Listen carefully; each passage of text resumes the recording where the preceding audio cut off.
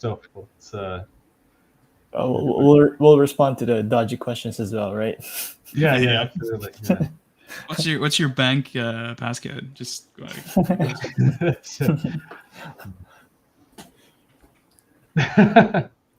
Right, thank you. You are online. Yeah, you're a bit early, Ivan. So if you want to start asking us questions just before we properly start. By the way, I'm actually going to play the trailer when it gets to about 6:59. I'll just play the trailer or something, then I can make the proper intro. Favorite IP then. Favorite IP? Well, I don't know. There's been so many good ones. I mean, like from when we were younger, or something more recent. I mean, we were just talking about 40K, right? So yes, 40K is probably one of my favorites. But outside of that, I don't know. I love their series of games, but it's Monster Hunter. I really like that setting. It's just crazy. So. Yeah, it's funny. When I think about games from my childhood, I remember Command and Conquer having a massive influence.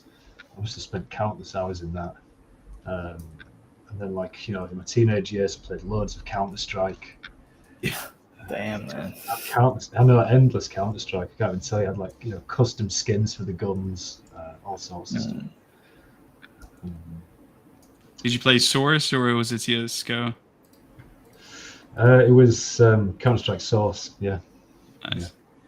But honestly, I used to have all kinds of custom. I used to download maps, custom skins, sounds, all sorts of stuff. I was such a nerd for it. Loved it. Even up to now, that IP is quite strong. A lot of people are still playing Counter-Strike. Yeah, right. I feel like the game's strong. I wouldn't say so much the IP. I don't know much other things about Counter-Strike other than the game. Yeah, the game. Right. Yeah, you're right. There's no IP there, no story at all. It's just it's just I don't know. Yeah, it's just some military guys versus terrorist guys. That's it. Yeah. Alex, do you have any IP on your mind? Oh yeah. For me, it's Machine and Krieger, and the here it is.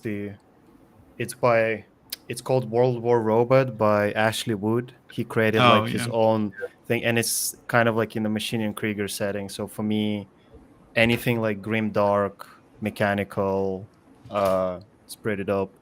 So I would say those would be two, but more generally from games, League of Legends. To be fair, League's got a pretty good opposite. IP. Yeah. It's a great world building. Yeah, I don't know how they pull that stuff together. Before, if you looked at before they did the whole redux of going through it, it took them years to get through a lot of it, but until they launched their website with the new lore and everything in it. But before then, it was just I don't know, this guy's a wizard. It's and they were just they had to, I think for a lot of characters they had to redo entirely who the hell they even were. They're this guy, he did this, and then he was here, and they're scrap all that. That's not him anymore. He's a completely different person now. Oh yeah, the lore people probably have a field day with that, because they created the random characters back in 2008. They're it's just a mage, and now it's multi-billion-dollar IP, and they need to fit it somehow into the world. It's exactly. How would you connect all those things, right? You just put random ideas. But then again, money is good, and then hey, you have to create a story with this. Yeah. It's great. It's a great game. I highly recommend to everybody. Props to their IP building team, because that thing was not coherent, and they somehow made it a lot more coherent. And then Arcane, that show was so good, so good. It was way better. Sorry, go ahead. Oh no, go ahead. Yeah, I was just gonna say it was way better than I thought at any rate it was going to be. You know what I mean? I was just going expecting this is gonna be kind of fan service or whatever. We're gonna see a few characters and that's it. But I was just oh, this is emotionally impactful. Cool. Yeah, it's because I feel League World is, you look at the game and it's whatever MOBA for kids, but if you peel the layers, it's pretty dark, depressing. Once you look into Noxus and some other areas, Zon as well, yeah. Zon, it's Oh wait, it's like it's pretty. I'm pretty sure somewhere inside the Riot HQ deep they have like hyper mature version of all of that where like people get slaughtered and like hanged and stuff like that. They probably have that in their art even. Like I think was Yeah, it in one of the I think remember I did like a lore dive on them once because I'm a huge nerd for games and lore and everything like that. I'm like, give me the lore. But the I think like what was it like the Noxus army Noxians, yeah. used they used children against the war in Iona. You're like, oh, Yeah. So yeah, it got pretty dark, but they kind of like just breeze over that in their like summaries of all of them. But it's only when you like get down to the source of it, you're like, oh shit. Yeah. Yeah, I've actually just had another question from Ivan Santic. I wonder if we can just quickly flash it on the screen. But he says, what's your opinion on the evolution of the Doom IP from the original to now? Everyone's talking about John Carmack's interview, but they've not talked much about that topic. I think for me personally, I mean, I think everyone remembers playing Doom when they were like young, right? Mm. And you're just walking through these essentially like underground bunkers on whatever planet, blasting these like one-eyed monsters, and I mean, it was absolutely, that stuff still gives you nightmares even now. So I don't know. It's really interesting how that's developed. Yeah. I know the more recent one, last game I can remember released was a few years ago. I think it was 2019, was it? When they released the updated version of that? They had Doom 2016 was when like they sort of redid the. I think it's technically Doom 4 because they did up to Doom 3 in 2004, and then they were going to work on Doom 4. It was called at the time. I think that was going to be like a really gritty, like serious, like military shooter kind of thing, and it would be like the American Army, and they would show up. But they ended up scrapping that and ended up making Doom 2016, which was kind of like a reboot for the franchise. Yeah. I'm trying to remember the director for it though. He was a concept artist. He worked with Guillermo on Pacific Rim and stuff. Right, so Doom film. I'm going to cheat you. I've got Google on the right hand side, so I'm going to quickly check this up. So it's Andrei Bart. I can't pronounce the guy's name. Sorry, Andrei, but I think it's Andrei Bartkowiak. And so the release date was 2005. Did quite well, I think. The Doom movie? Yeah, I think it did okay. Was this the one with The Rock? It was the one with The Rock. Yeah. The Rock was there, right? Yeah. It's not the worst movie. I mean, it's pretty dumb, but it's a fun watch. Yeah. I think it would have been better if The Rock choke slammed somebody or something, maybe. Maybe. If it's done today, it will be a hit because he wasn't that famous back then in 2005. He's not as huge as how he is now. Not as an actor, no. He was very much still like the wrestler, The Rock. Yes. Yeah. There's obviously more problems with that film than just there wasn't enough choke slams in it, but it was pretty watchable. It wasn't anything special though, I don't think. I found out that remember the game director now. Hugo Martin was the director for the 2016 reboot. But it was under him like that they kind of like went back to that kind of like fast-paced classic route for Doom. Because I think with 3 it became like all this like super dark like horror type game, and that was the direction they were heading in. And then with Doom 4 that's what they were going to do and push further into. But then they switched it up to become to harken back to like that classic boomer shooter, or like the way Doom originally was kind of meant to be played, right? Which was that sort of old school, fast paced, collect armor, all this kind of stuff. I think people really liked it. Plus, also the executions were sick, like ripping up demons and stuff. Really leaned into that. Yeah, I think that'd be really interesting. Do you actually think about that? Turning like games into films. I think actually the one that you did, Fifth Column, like one of the IPs that you shared at GFD North, Below the Salt. I can really imagine that being an interesting like Netflix series or a cool feature film or something. Yeah, I mean that's definitely the hope. Below the Salt, we're currently having in talks with different studios, but that process takes a long time. So We'll let everyone know when that goes through. Then it's gonna get filmed. So. Well, I mean, the original intention behind Below the Salt, was it originally intended to be a game or a film? Because I know you showed slides of a book you were putting together to help pitch the project, right? So was it originally intended supposed to be a game then, or? No, not anything specific. I think it was just it was the project Connor had started, and I think he just wanted to. It was more so just a personal project at the time, but then he got contacted by, and I think he was going to make an art book out of it or whatever, and he could be like, I guess I'll just pitch this. I think the intention was that it would be more film or TV rather than game, just given like the narrative for it, or a story-based game if that. So it was always had a narrative link to it in mind, but I think the best way to do it would probably be through a TV show. That's kind of where we're pitching it now. Yeah. And I think I remember you saying actually during one of the Q&As, or even during your presentation, that you actually did take one of these IPs and go and pitch it in Los Angeles. Is that right? Yeah, no, that's so the partner for that, Bastian Koch, he headed up the direction on that stuff. So he's currently a director at Netflix. So he was helping us pitch it to them. Unfortunately, it kind of didn't go through, and then we went to different studios. It's currently being processed by another studio. I forget which one. One of Hasbro's like subsidiaries. But you need to get like a lot of people on board first. Was essentially it. Netflix were like, "This is cool. It needs more like concrete stuff," and they give us like a big list of stuff to go do essentially around that. So it's a slow process though. Yeah, I can imagine. So I don't know if you want to talk too much about that, but in terms of when they're giving you feedback, is it like things that they want to change and add to the actual story, or that things they feel that the IP needs them to make them more engaging with what they assume is good for the audience?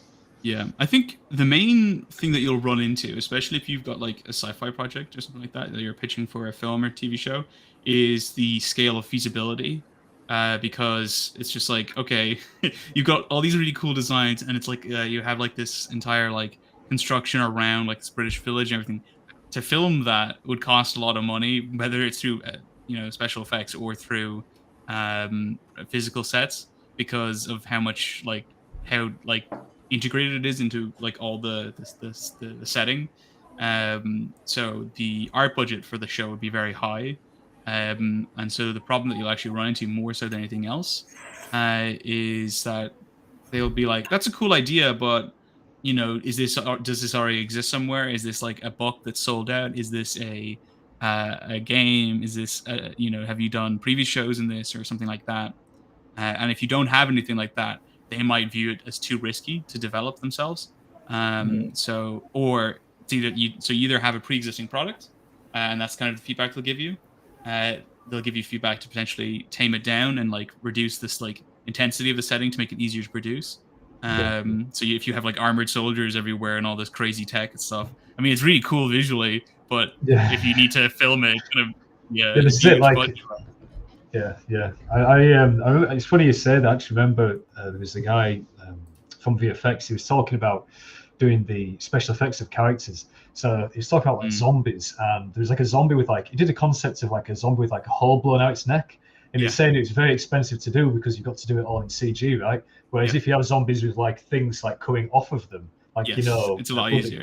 It's like physical makeup that they have to do, so it's cheaper. So I guess it's similar when you think about the cost, like you said, of the CG armor. But it's interesting that you got to think about all that stuff that goes into the environment. It's a lot like games, I guess, in a way, because there's like tons of thought purely just put into like the gameplay in environments, and how the player navigates through them and all that kind of stuff. So going into that, I know Raymond, your talk actually goes into quite a bit of depth in terms of environments and gameplay and that kind of thing. And I'm just curious, like, so when you're on The Division, how much of your time was just spent kind of going back and forth between, say, the level designers, where you just kind of figure out, okay, well, does this need kind of like more traps, or does it need like more like puzzle areas, or how much stuff needs like working out? Do you work quite closely then with those guys to kind of think about that stuff in your concept? Yeah, well, similar to what Jack has mentioned, of course, in games we have that feasibility. Can we build that? And it also goes back to like the budget of the area. So, like say in level design, of course, you can make amazing environment pieces. Although in the division, it's quite different because these are practical sets based on real life, on current things that we have right now. But mostly it's because the head studio there is massive, Ubisoft massive, the one in Sweden.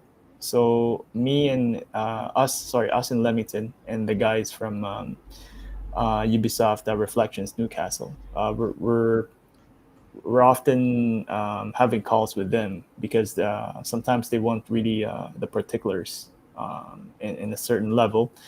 But there are situations wherein once the deliverables are quite tight, and they would give us leeway. I think the constant decisions that's going to be done would be about the budget of the area. It's mostly like that, because sometimes you're working on pieces wherein it's not going to be the highlight of the game. So of course you have to accommodate efficient space for the other areas as well. So things like that. But overall, the process of environment is it's mostly about working around with level designers as well, game designers. It's a total collaboration. Sometimes I even have like just 1-2 days of just meetings. I'm pretty sure you guys here have this experience. Just a day or two of meetings. Yeah. Yeah, I mean, some of those meetings can get quite intense as well. You're like sat there taking tons of notes and stuff to put into that. But I know you just mentioned at the start, like it's kind of based off like real world like places and things. So were the locations in the division actually taken from like plans and things of real buildings then that you guys worked into, like actually that already exist? Or Yes. In fact, before I hop on board, I think it's about 2 weeks of just looking at the general art direction, the art Bible, and then we're looking at the actual floor plan of the actual city plan of DC. cool. But it's not really one-to-one. You kind of have that entertainment pass because there are buildings kind of like what I've worked on. I forgot the name of how was it in the game. I feel bad because earlier Jack and Alex was talking about games, and I couldn't jump in because I'm not really a gamer. So I forgot the name of the area over there, but it's inspired by the Ronald Reagan Center in the U.S. But then we have to change it because of copyright. So you have to kind of take the essence from what you see and what you can remember of the Ronald Reagan Center and change it into something for the game, just for you to like avoid copyright and all that thing. Yeah. Yeah. I think that's that seems to actually. I mean, making sure your work doesn't include like things which are copyrighted. I feel like it's getting more and more important. I mean, there's so much like material out there online now, which you can just like very quickly just grab and download. You do have to make sure that you've got the copyright before you just jump online and grab those things. Yeah, it's crazy. Also, like I don't know if you guys have seen it, like especially when the NFT boom came out, right? Everyone's stealing art everywhere. Yeah, I know. Yeah, it's really tight. There's quite a few people that have been in the industry for years and years, and I saw them make posts like, oh, my work's been like scraped off my DeviantArt from years ago, right? And people are making NFTs from that. It's crazy. But that's how it goes. It's an interesting time that we live in to think. We've had these pieces of artwork sat online for ages, and I know some people have already had prints of that stuff. But it's interesting that just something being an NFT seems to add like loads of value at the minute. It's just interesting. Whereas before, I feel like would you have sold would you have sold the same amount in physical prints as you would an NFT? Do you know what I mean? Oh yeah, yeah. Yeah. So it seems to be like some discrepancy between it, but Plus, I cannot help but notice that there's a lot of NFT or blockchain based game studios right now. It's just amazing Yeah. how this industry is changing. Like before, right? We're just looking at games, and then later VFX. Right now, hey, we're a blockchain based game studio. So it's fun.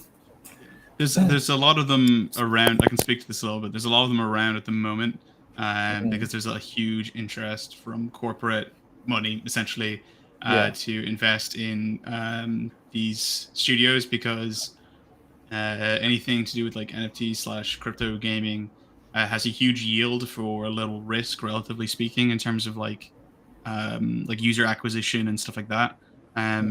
Essentially, like if you compare it to like the mobile market has like sort of costs per user acquisition, right, in terms of like advertising, and it's relatively high. I think like 90% of game budgets for mobile games go towards advertising. Oh damn! That's yeah. huge. Yeah, it's pretty large. That could be a generalization, though. I can't verify that exact number, but I remember hearing it being around that number, and it's quite high. And a reason for why some like big, essentially like game publishers, or in a lot of cases, these aren't like people who do gaming. It's like corporate interests. So like investment firms and stuff like that, funding studios who background was they sold a collection of NFTs. And they're like, oh, we can make a game for this. And then they do tokenomics, which is an entirely different system. It's like fake stocks. So there's a whole depth of world there that, I've had partial dealings with through like FizCon, because of we sold some of the Samurai originally as NFTs, and the Web3 side of that business, which is all like that kind of stuff, is interested in that kind of thing. And I'm like, okay, cool. I'm going to make the game though. But it's something that they're talking about. So it's very complicated, and but potentially you can earn a huge amount of money from it, though. As to how morally correct it is, I don't know. I actually remember when you guys were releasing those samurai characters for people to buy as NFTs. So part of the selling of those characters, that help fund you guys' studio, or like help get the seed money towards using the game. Yeah, I thought so. Though granted, I think like with the Samurai collection that we did, the whole idea is that you could do one, great, cool, and the idea was that you'd use the Samurai to like interact with the story campaign, which we'll be putting out, I think, later this year, or I think that's the intention, so that you can play like a story campaign that if you've got a Samurai, you can help choose. However, there's also an expectation with the Rep3 community and all that kind of stuff where like, oh, but I'm going to get my money back for this. And you're like, well, maybe. It depends on market speculation. That's all it is. So it's very flippy and stuff like that. But there's a huge money in if it goes well. Yeah, it's quite interesting. If the game does get more popular, then people could potentially, like you say, sell off the characters to the people if they want them. So it could be an investment for people. Yeah, I mean, we were talking about like Counter-Strike earlier, and this market technically already exists. It's just controlled under Steam's marketplace, in the sense that there's skins going in CS:GO for like thousands of dollars, like knife skins and stuff. Are they actually worth thousands? No, they're not really, because they're sold then on an off-market website, which is technically illegal or whatever. But Steam doesn't have to worry about that because it's not on their website. So it's like they technically can ban you for it, but they don't really. But it's led to them earning a bunch of money from it. So like potentially, so like games that sell skins and stuff like that would be very interested in going in that direction. That's why you see a lot of big gaming companies, especially ones that operate like live services, are like, oh, maybe NFTs, and then people are like, no. But it's already exists. It's a different way of doing it, I guess. So. Yeah, it's funny. It's funny you bring up Steam. I remember, I think it was Team Fortress. People back in the day were going mad for, I think, like buying hats for your characters and stuff, right? So people like buying and selling hats. But So talk quite a bit about IPs there. So just curious, Alex, do you have any thoughts on that? Yeah, man. cool. Technology progresses. Gotta stay in I guess in touch. I can't really speak of like NFTs because I don't do them. But I don't do them personally because I just like it's from like business side of point. Like there's two sides for me. Like from business point of view, absolutely. Like if you can go and make a bang, I applaud like 100%. Like go make the bag. But from like the sort of like design art point of view, and like gameplay point of view, I'm not into it because I love games and I love when there is no like monetary incentive to play Exactly. them. Yeah. So there is no gambling. But at the same time, there are people who want that. There is Yeah. stock market. Like I'm using stock market. Isn't that a gambling either? Like so, it's just like Yeah. if it's a game, it's got pretty pictures. So if people want to do that, that's absolutely fine. Uh, I had some offers to work on some NFT games, and I was like, just like my another problem is the quality is not there because They're not at interested in making a good game, at essentially. it, Yeah. but even the art, like at its heart, the incentive is like we want to make money. There is no incentive. Like for example, The Last of Us, when they were making it, like let's make like the most dramatic story-driven thing, or like The Horizon, or all these games. And if at some point some game comes around, we're like, hey, we're gonna make like a fantastic IP, and it's like well interlinked with the technology, absolutely. But I'm more interested in the like the just personal IP building side of things, and like I'm more interested in like for myself in what like Jack and oh, what's your friend's name? I forgot. Sorry, Connor. Connor. With the Below the Salt, like that whole thing, seeing how that played out, like I was like, okay, I would like to do that. Not probably not in the film or like not turn my stuff into the game, but make something that could be like financially somehow viable in the future. So maybe it's gonna be NFT. I don't know. Like we'll see. For now, I'm still making images. So There's a strange paradox there, right? Like what Jack and Connor, dude. I haven't seen Below the Salt. Am I correct? Am I pronouncing it Yeah, correct? Below the Salt. Yeah, yeah. Mhm, I haven't seen it because I wasn't there, but I'm pretty sure it was pretty good because I saw your guys' work in Fifth Column, and I think from what Alex is saying, don't you think the paradox there is because Jack and Connor is really invested in making this one look good, and of course, if it's valuable, the byproduct there will be the money. Whereas I believe from what Alex was saying about these game companies who's hey we're gonna make this game but we need to make money so the art can take a backseat. We're thinking of what's Mm. selling, you know what I mean, versus the other way Yeah. around wherein you're thinking of, hey Connor, let's do something good that we think is of value, and then we put it out there. Yeah. I think I don't know, I'm with Alex on that, but I can see both sides of the spectrum on the business side and things, but it's quite hard to make something very well when you're not fully invested in it, right? No, for sure. No. I get that. Yeah, I, yeah. also, go ahead. I just wanted to like quickly say something else. it's okay if you Uh, want to go through. so like one thing I wanted also to mention is that for me, I like to have like a balance between everything, like in Mm. like income, what I work on, like the freedom to be working on, because this industry has a lot of money. NFTs or not, there is crazy amount of money, and like once you learn the business side of things, you realize just how much money there is. Mm. And there are a lot of ways to make money with like you can set up an outsource studio, like there's myriads of things you can do. But for me personally, I'm like I just need like a fine balance where it's not too much responsibility, where I can where like one of the reasons why I don't think I'll ever set up, for example, like an outsource studio or like work with like or like hire people to do like my work is It's the because management, right? it's not only the management. Like once I'm done with work, I just want to go sleep and not think about somebody else. Like I don't want to be in charge of other people. Yeah. And I had a chance to at some point I had a chance to like set up a team with a big company, and we kind of like briefly discussed the budget. It was like super early on, nothing was signed off, and like my brief calculations, I was like, is this stress worth like that extra money? And I was like, probably not.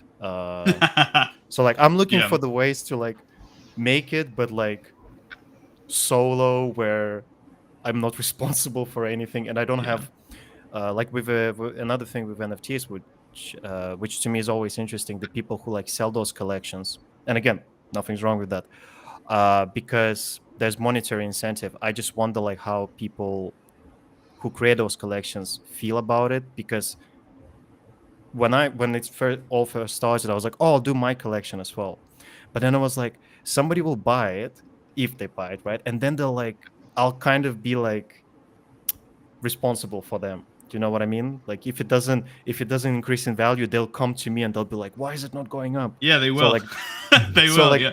so like that aspect, I just don't want to deal with it. But there are people who absolutely, love it and they thrive in it, and I'm more than happy for them to do it. Yeah. I think I'm more a designer, like not artist, but like a designer at heart, and you like good design first, and then everything else will follow.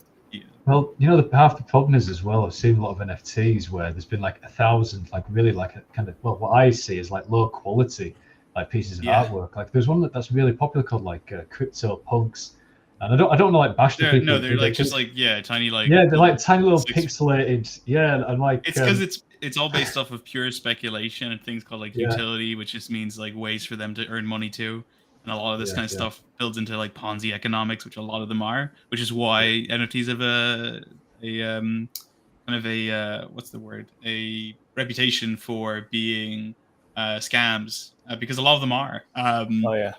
So that's another thing. And that's something when doing the samurai stuff, we were like, it's just for a story campaign. You can buy it. People, of course, were like, oh, I'll make money off this because it's like looks cool, and you're like, cool. Then there's a market crash, and they're like, we've had to deal with like people in our Discord going like, when are we going to earn money? And I'm like, maybe never. I don't, like.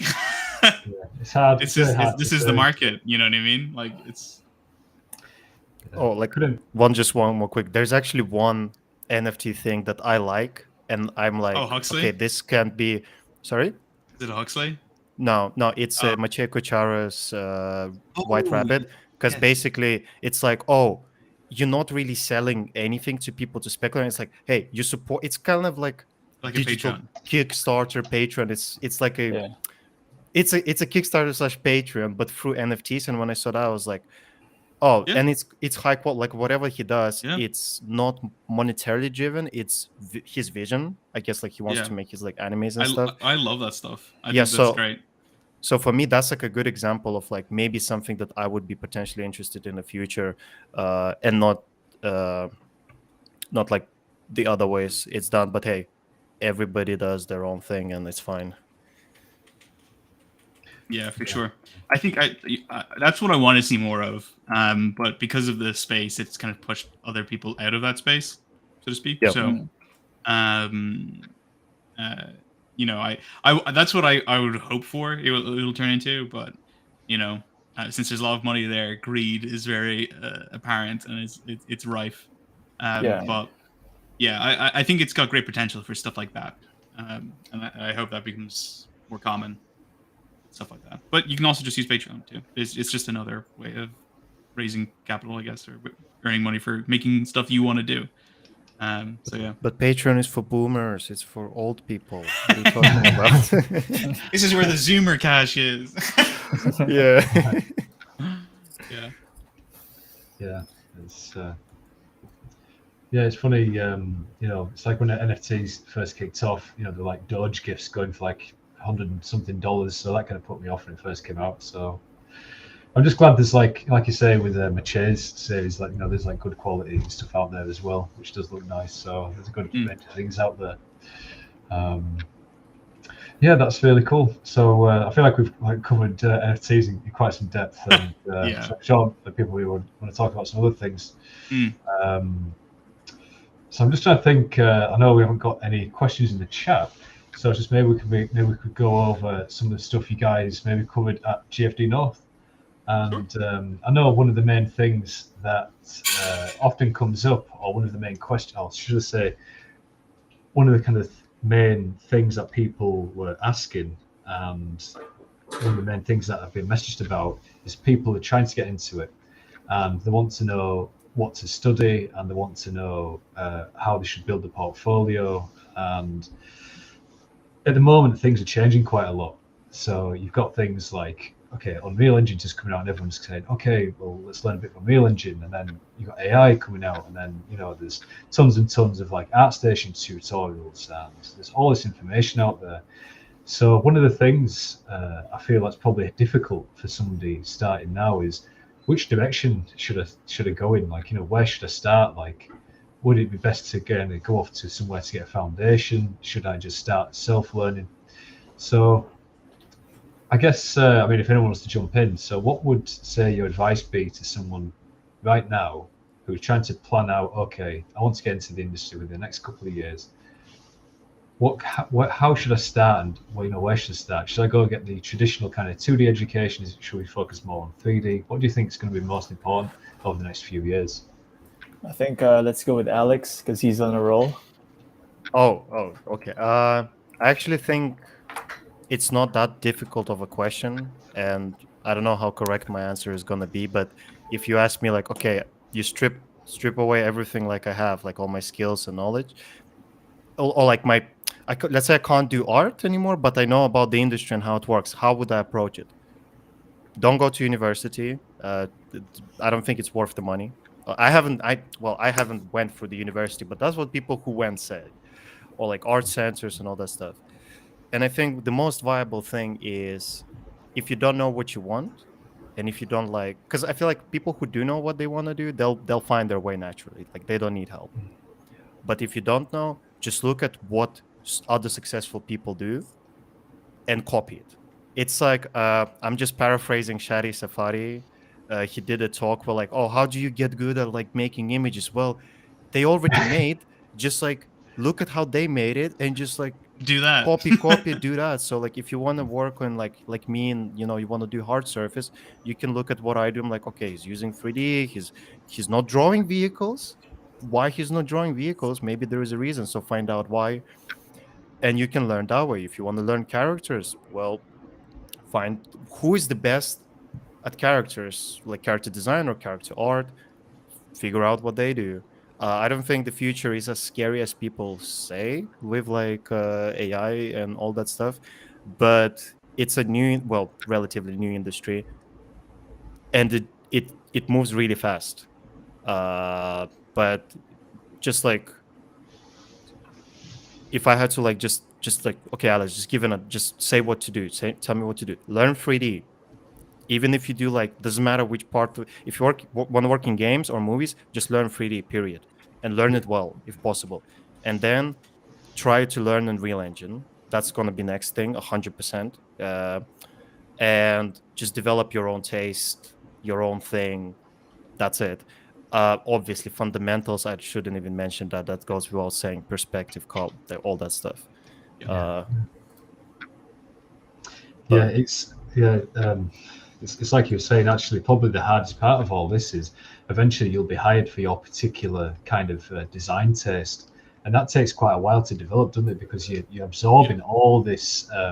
You've really got to have seen like a lot of different stuff. And it's not just like watching tons of games and films either. You kind of got to know like history and art styles and all this kind of stuff. So actually, probably the hardest part of your own education is just absorbing as much stuff as you possibly can. And I think that's why when it comes to going to university, you kind of get a little bit of that education. So if you are going to go the self-learning route, I know it sounds counterintuitive, but you might actually want to spend some of your time purely just absorbing as much like history of art, like technology, like how it works books. I remember like during my student days, I used to get those like annuals of like how it works, and you just be filling my head with as much stuff as possible. As many like history of art books as possible. Just as wide a range of things you possibly can. to fill that visual library. YouTube, like that's it. We have the greatest resource on the planet, like YouTube. Just there's any question, like like like I still watch countless like documentaries and breakdowns of how like things like the history of like ships or like weapons or like cars and like all that stuff, guns, history of just the world. It's a great library. It's like it's a free everything. I believe and I wish somebody would test it.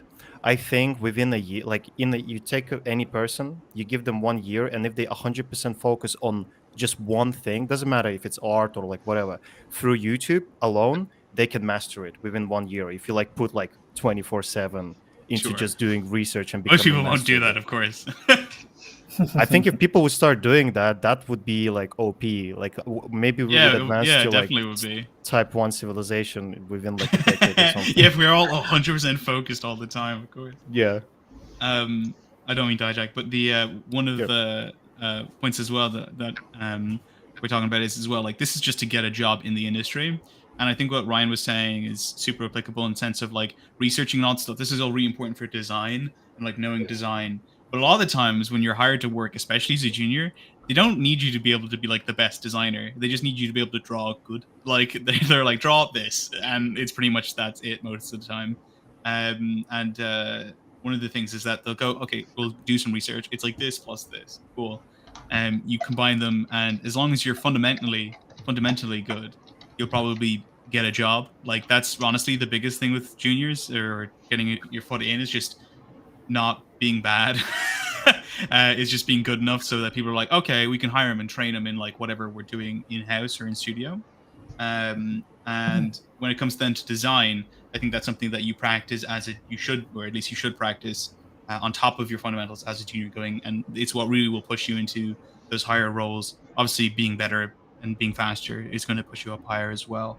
But to jump off what Alex was saying as well about like research and stuff like on YouTube, like those are really great resources to get a broad knowledge of things. But when you get really specific into something, let's say you've been hired onto a project and it's like a specific timer or whatever, generally they'll have resources there, especially if they're funding the research into it, right? They'll definitely like look into it. But at least even on like the Rengoku project, when it came to the samurai, like a lot of their designs and like how the armor works and how it's put together is super obtuse and hard to find. In terms of like, okay, this is how the armor connects. And so I bought like several books. One of them being like this is pretty good. That's cool. Nice. You can look into it and like it's all the different eras of armor. And I love picture books because they're the simplest. This is like sometimes you can get really like analytical, like educational books, but these ones are great because they give you just like that baseline knowledge of like the different armor pieces. So for example, that's a Kamakura era like samurai archer armor. So they have these huge armor plats because that would like take on arrow shots and they normally shoot from the side. So that's where there's so much coverage there. They even had like that like shoulder plate was sometimes called a coward guard. Because they would be like macho and be like, oh, what are you going to use the coward guard when you're shooting your arrows? And they're like, yeah, I don't want to die. But it gets more specific as well because we were designing like a fire clan for the project. And one of the things I was like, okay, well, what does that look like? And we found this piece of info on it. These are like Edo period firefighters. And I was like, whoa, this is nuts. Like I'd never seen something like this before. And so we used that as a basis for the designs for like that clan. And like that's where like the research can help you build off of like that initial research. And like I initially found like books like that online, and then I'm like, cool, I got them now, so that I can deepen that research and deepen the designs where it's a bit more fresh.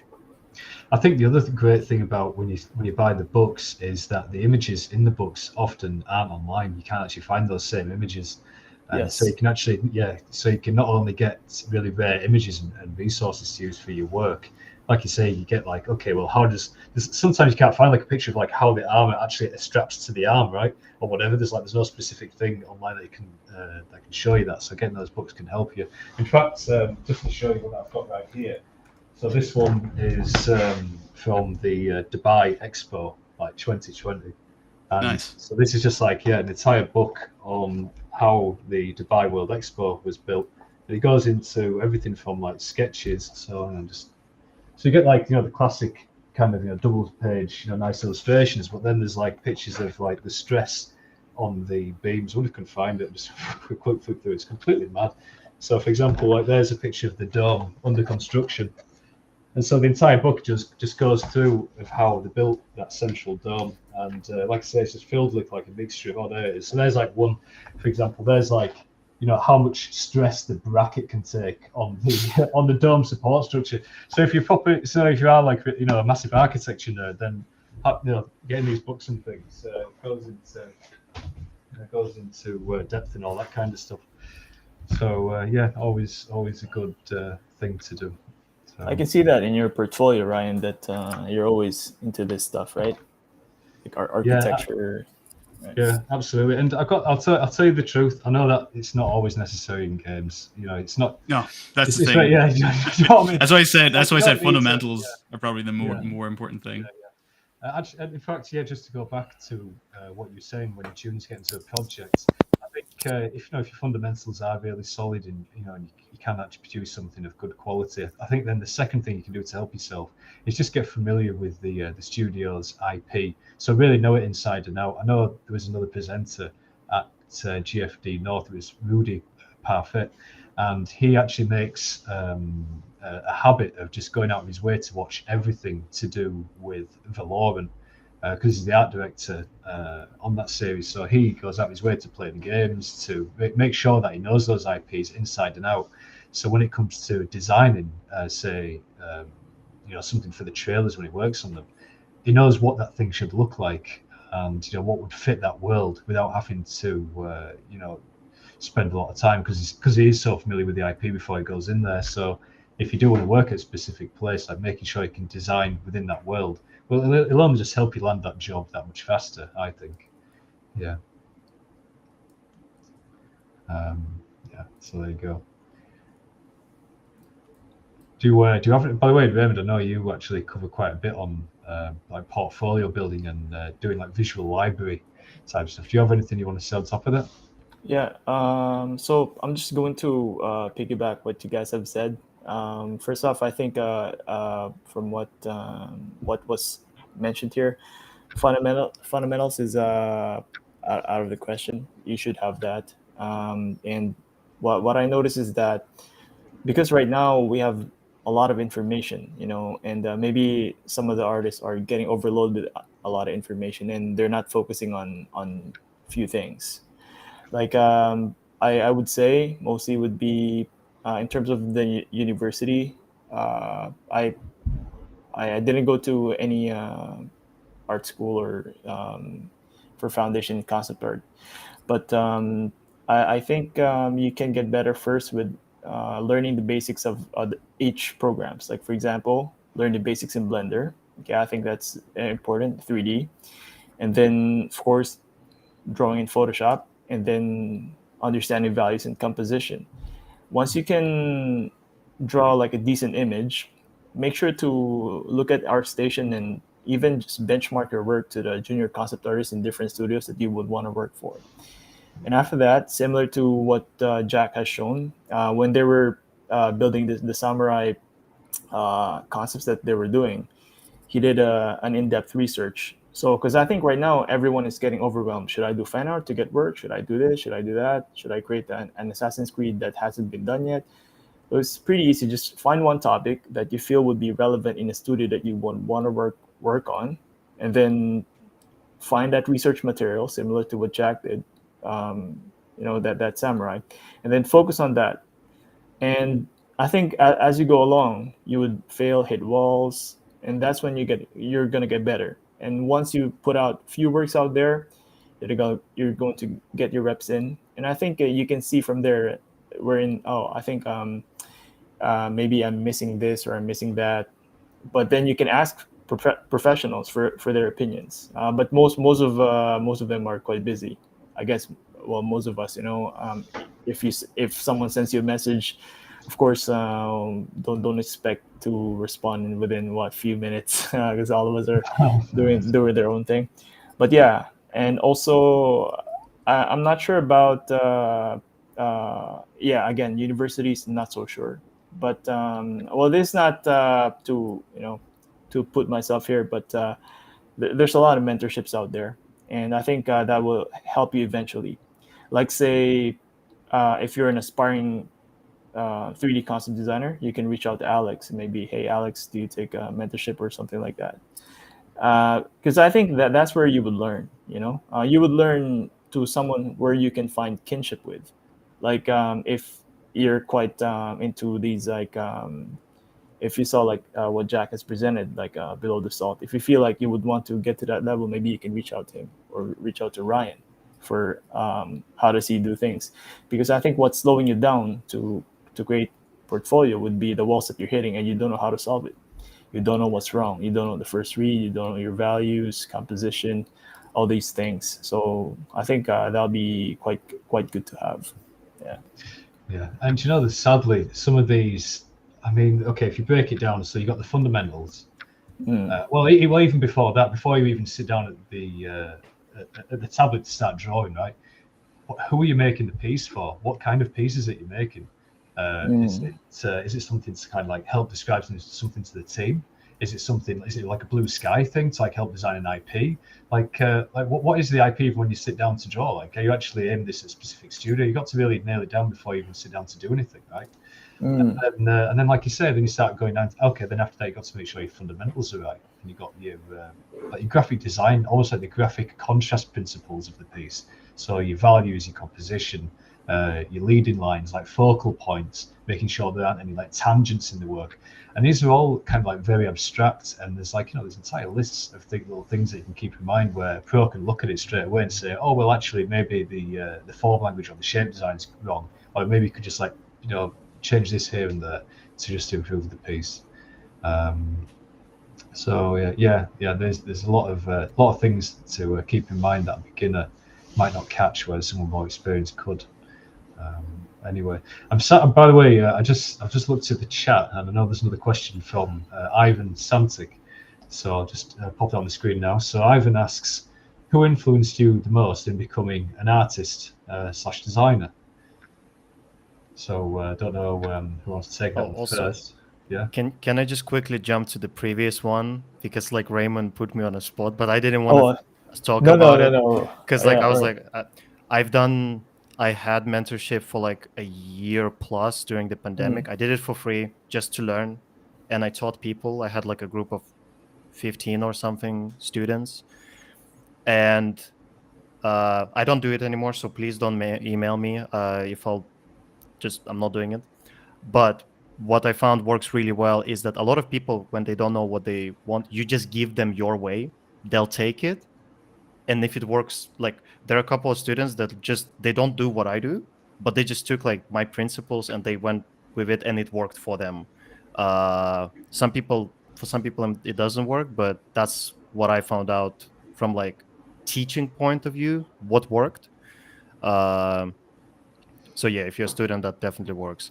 As for like, and now to jump back onto the like, what's the people like that influence the most? Since I'm talking, for me it was Mike Hill, and specifically just like his approach to intrinsic way of designing things from inside out, and a lot of the designers from back in the day on like the Killzone and the first Destiny game.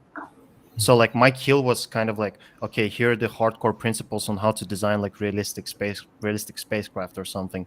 And a lot of the Destiny designers were like, this is how you do high quality, interesting designs. And I'm lucky to work now with a lot of the original Destiny people. So I can kind of like fuse both views. So that's for me, like Mike Hill and Destiny 1. Yeah, it's like the industrial design inspiration. Yeah. Sorry, folks. I'm just gonna jump in from what Alex has said. Okay, folks. It's not a literal example, right? That you go email Alex and Jack and Ryan. I'm just saying that if you admire someone, maybe you can reach out to them and ask them if you can learn something from them. It's just something like that. But overall, I think it's nice to just reach out to artists and perhaps learn the techniques that they're doing. It's pretty much that's it. Right. So right. Should I? Okay. Is it okay if I answer this one because I'm talking anyway? So, all right. All right. Who influenced you the most becoming an artist designer? So, the gateway for my concept art influence would be Feng Zhu and Jamie Jones. So those two. I started. Yeah, man. Well, I'm quite old, so I started 2010, and I saw these guys and their works, and that really influenced me. And then, but for artists, my strongest influence would be comic books. So it'll be Katsuro Otomo, and then Alex Ross. So those two, right? Shout out to Feng Zhu. He brought us all up. Oh yeah. Hey guys, welcome back to FCD design class. I watched all of his videos back in the day. Like, I have so many like 8-year-old art pieces or whatever. They're just like these slanted brush scribbles everywhere, and I'm like, I like him now. And also his tower designs with the letter T shape. You know that? Yeah. Yep. Yeah. That's it. And again, how about you, Jack?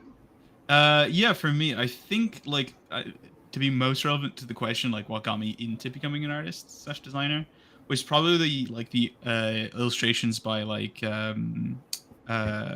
what's his name? I forget his name all the time. Shit. Sorry, I'm not sure for Chris. Frazetta? No, it's not Frazetta. He did a lot of like 40K stuff. So I was huge into 40K. Adrian Smith. And Carl Kapinski. Yeah. Both of them did a lot of cool stuff. Of course, FCD around like this. That's how I found out what concept art was. And then like Dave Raposa, I think that's when I started really getting into it. Because he had a forum back in the day called Crimson Daggers. Crimson Daggers, I remember that. Yes, yeah. So there was the Crimson Daggers, and I used to hang out in there. And I still have like friends from back in those days that I still talk to now. So that was a huge influence for me at the time. And I think everyone I knew back then has all become artists, which is pretty sick. So we're all Crimson Dagger acolytes. No, but I think then, my taste has changed as I've changed as an artist and developed. But like, I think some of my biggest inspirations like right now probably be TB Choi, Art of Maki. They are like more of my like stylization favorites. I love the way that they make characters. They're really cool. And then John Grello and Adrian Wilkins for their character designs in a more realistic space. But both those guys, I just love their like characters. They're so awesome. So yeah, those are really nice. Yeah, I think I know you mentioned like Adrian Smith. I still remember actually copying like a Warhammer book cover, which was painted by him back in high school. So that's probably easily one of the very, very first influences. Just absorbing like all that, like screaming orcs with a chainsaw, like when I was like 11. Or like all the last stands. Yeah. all that stuff is like the very core of like even just as we're starting like art school. So all his works like in my head. Which is funny because obviously I went off of that and started getting into like more unusual stuff as I went into university. So I was getting to like, I don't know if you guys have even heard of this, but like the lowbrow art movement and it's called Lowbrow, like High Fructose magazine, and there were a couple of other magazines as well. But it was a mixture of just like graffiti and illustration. It's got its own unique style. I was really influenced by that, but it wasn't until about halfway through all of that I started getting into like digital art, and obviously that's when I found out Feng Zhu and all the rest of it. But it's interesting that so many of us share similar influences and starts, and it's like you mentioned Crimson Daggers as well. And I think that was started by, is it Dave Raposa? Yeah, it was Dave Raposa. Yeah, I remember seeing a lot of his stuff when I was first getting into digital art, and it's cool because it's like you say, a lot of the guys that you met on that Crimson Daggers forum, are now working or whatever, and it's because they put so much emphasis on studies, right? Like there's just like tons and tons of like studies and stuff on those forums, which is really good. Yeah. The forums like the contentart.org forums and the forums like Crimson Daggers and stuff. That's where you kind of like get most of your knowledge. There's so much stuff that I learned through like a blog post back in the day. I think it's because back in the day, you have very like say information back then are concentrated in different areas. Like say you're hanging out Crimson Daggers, you practice this way, and then you get better. Whereas right now, like say we have what 100 forums, and you don't know where to start. Like, hey, should I go in this forum? This guy got in. Should I go in there? So maybe that's why a lot of people right now are moving to a lot of different areas. There's a lot of discords these days. I think that's the new thing. Yeah. So even like if I were to start now, I don't know where to find that information, because back then you look at FZD, you look at Scott Robertson's YouTube, and pretty much you get the hang of it, and then all right, I'm gonna study this, study that. But right now, where are you gonna go? There's a lot of information. Yeah, exactly, and I think that's probably the hardest part for somebody starting now. It's because if you go, okay, I'm going to focus more on 2D skills, like the 2D route and learning fundamentals takes ages and ages to get that stuff down, and so I can imagine it is quite difficult for people trying to make that choice right now. But I'd say on the plus side, I think there's probably much more jobs. There's many applications for like digital art or 3D art, and so I think there's just a wider range of jobs out there now than there was before. Yeah. Okay. Right. So I think we're up to about an hour now. So I'm just curious if we've got any more questions. So I know Ivan's been absolutely amazing this evening. So thank you, Ivan Santic, for all your questions and keeping that the chat busy there. Thanks, Ivan, for keeping this the energy alive. So that's it. Keeping the fire burning. But I hope we covered something for everybody in there. I know we spoke a lot about like IP building and NFTs, which are really popular at the minute, and some stuff about if you're getting started. Do you guys have anything else you want to wrap up with, maybe, or anything you think might be interesting to share? Is it okay if I ask everyone here some questions? A few questions. Yeah, go on. Good. Yeah. Right. So this is for everybody here, because every time I get acquainted with some artists, I always have this yearning to ask them, like, how would you define success in this industry as an artist? You can peacefully sleep at night and wake up with no nightmares and still make a living without worrying about like 6 months in the future. I would say that's pretty good definition of success. Good. And you're kind of like relatively happy with what you do, not 100%, because that's when you stagnate. But you look at your stuff and you don't want to instantly delete it and start new things. So that would be for me. I'd say working on a project you like is huge. Like that's such a boon for your mental health. Working on a healthy project or something that you find cool. There's been a lot of projects that I had worked on in the past where I'm like, I think this sucks. All right, just disagree with it fundamentally. Yes. But also mirroring what Alex said, like financial security is a big part of being an artist. Once you've established a career, it's a very important thing that I suggest every artist looks into. Stop selling yourself short on how much you charge. That's just my biggest thing. It's you should be open-minded and look into constantly changing around jobs and stuff to increase your pay. It's a huge thing. So I would say, doing stuff you like and getting a fair pay is the two major things that I can say. If you can have both, you're on cloud nine. So you can have what Alex said, peace of mind, sleeping at night. Yes, because all of those two things are secured, right? But also like having it consistently, because you can have a short run, like 3 months success where you have like big money, big project, and then nothing happens for 5 years.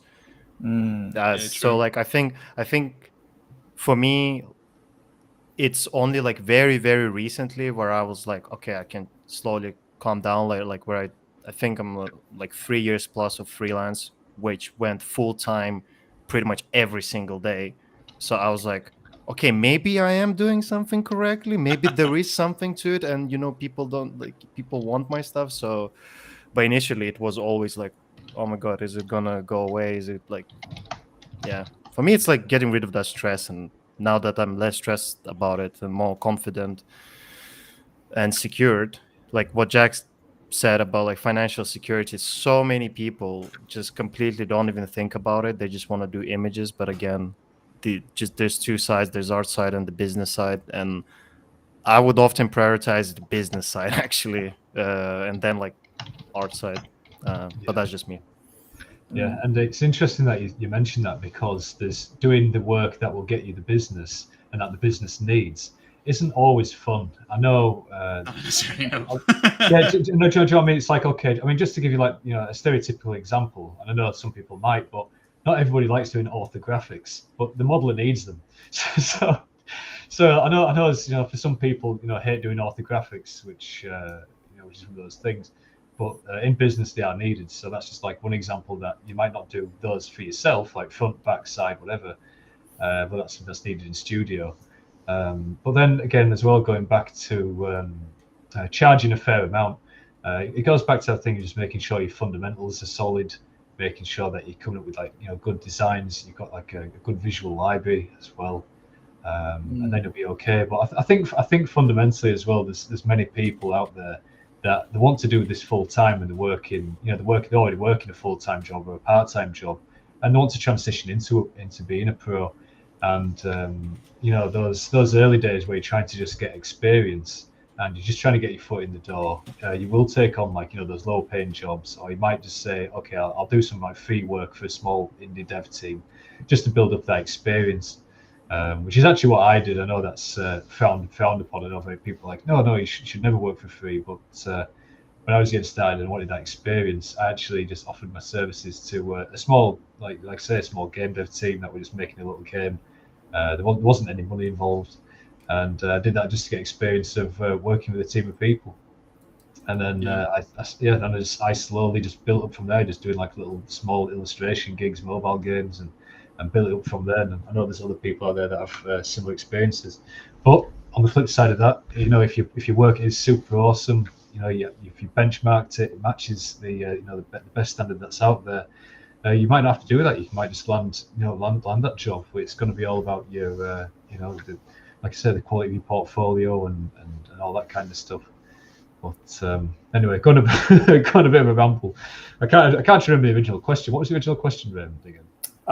Like, how would you define being successful in this industry as an artist? Yeah. Driving a McLaren. Damn, Yeah. That's a very, having the very money tall, to drive a McLaren. That's a tall order. Making it rain. I think we're in the wrong industry for that. Oh no, this is the industry, man. This is the industry. It can be. Yeah, I think for me personally, just being in the industry and making a living at it is enough. It's so much. I mean, there's so much worse jobs out there, right? So yeah, I think for those people who aren't in yet, you know, keep sticking at it, and you enjoy it once you're in.